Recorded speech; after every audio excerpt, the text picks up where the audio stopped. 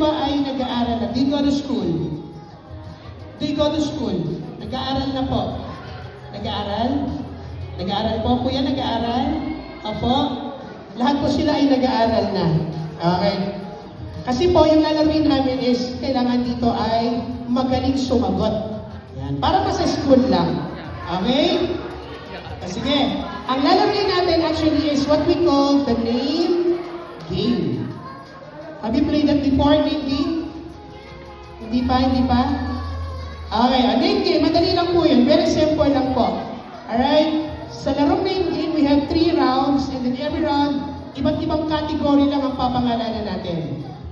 Okay? Like, for example, are you familiar with English alphabet?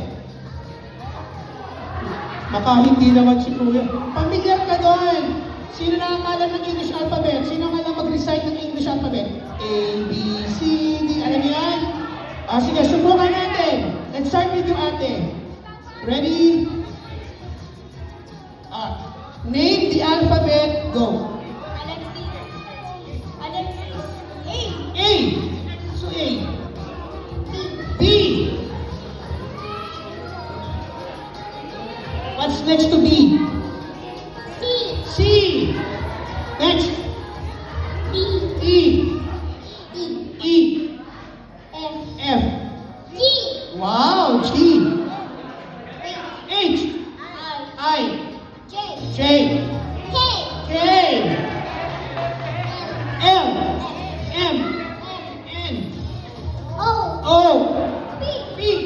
Q. R. S. E. U. B. W. X. Y. Z.